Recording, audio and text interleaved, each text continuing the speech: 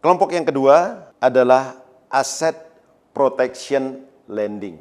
Baiknya saya memberikan contoh atau pengantar dulu sebelumnya. Bayangkan kalau kita mempunyai nasabah yang mempunyai bisnis seperti katakanlah supermarket. Setiap hari mungkin ratusan atau ribuan orang membeli, membayar baik cash atau credit card. Dan setiap hari juga dia melakukan pembelian dan pembayaran kepada suppliernya. Ada berapa lingkaran di dalamnya setiap hari? Wah, mungkin kita tidak bisa menghitungnya. Puluhan bahkan ratusan. Berbeda tadi dengan asset conversion lending. Dan karena sifat bisnisnya permanen, katakanlah supermarket tadi, dia akan membutuhkan inventory yang selalu ada. Dan mungkin selalu timbul piutang dagang. Dan selama supermarketnya ada, rodanya akan bergulir terus. Dengan kata lain, lingkarannya tidak pernah putus. Jadi, tujuan daripada asset protection lending ini adalah untuk pembiayaan modal kerja permanen, di mana usahanya terus-menerus ada. Pertanyaannya, yang kedua, dari mana sumber pembayaran kembali?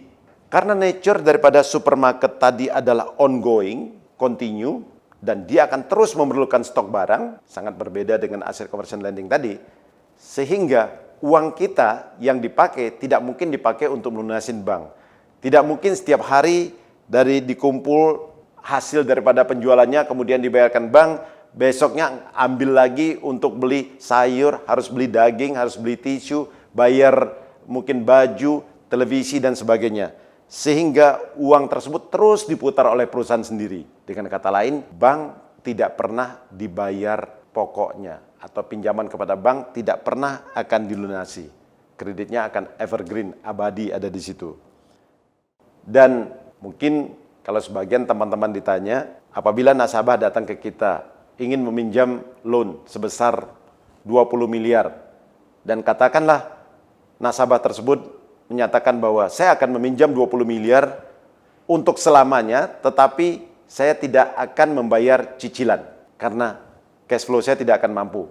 Dan saya akan membayar setiap bulan bunganya. Dengan kata lain, outstanding akan selalu ada di situ dan seumur hidup mungkin dia hanya membayar bunga. Kebanyakan respon yang saya dapat daripada account officer kita, mereka akan mengatakan no. Mereka tidak mau akan berikan pinjaman kepada nasabah tersebut. Sebenarnya kebanyakan account officer kita tidak sadar bahwa banyak pinjaman yang mungkin 10 tahun yang lalu kita berikan, 15 tahun yang lalu kita berikan, mungkin kita berikan kepada orang tuanya dan sekarang kepada anaknya atau kepada orang yang sama.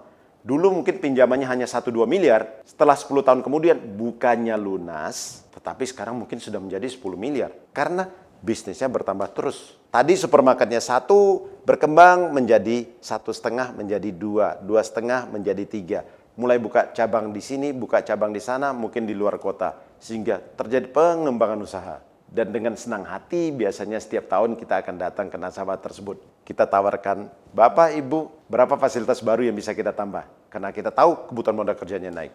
Jadi, saya ulangi, kita tidak mengharapkan pembayaran kembali dari uang yang kita pinjamkan kepada nasabah. Malah kita dengan sukarela akan menambah plafonnya dari waktu ke waktu. Tentunya kita mengharapkan pembayaran bunganya lancar dan bisnisnya juga berjalan terus. Kalau begitu mungkin sebagian rekan-rekan bertanya, kapan dia akan bayar kita? Dari mana sumber pembayarannya? Lagi-lagi saya tekankan, kita tidak akan dibayar.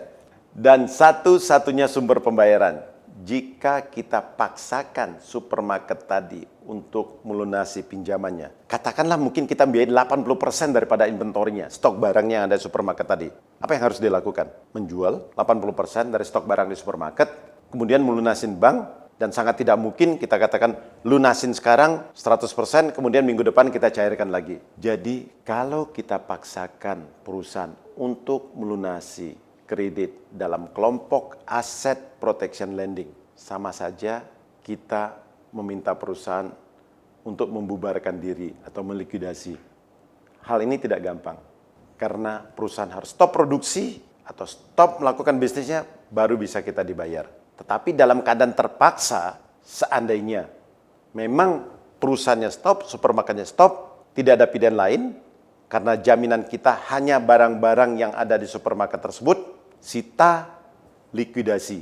Dan pertanyaannya, dari hasil likuidasi, mampukah dia melunasi pinjamannya atau outstanding pinjamannya kepada kita? Ini yang harus kita analisa dari waktu ke waktu. di mana nilai daripada barang yang kita biayai harus mampu melunasi pinjamannya kepada kita. Dari situ kita tentukan berapa persen margin yang akan kita biayain. Terlalu dini untuk saya bahas, tapi kita tahu sebagian bank membiayai modal kerja ini sampai angka 80%. Tentunya dengan pertimbangan kalau dibiayain dan dilikuidasi, berapa persen bisa direcover. Dan sebagian bank tentunya di Indonesia mempunyai jaminan lain yang mendukung nilai likuidasi tadi.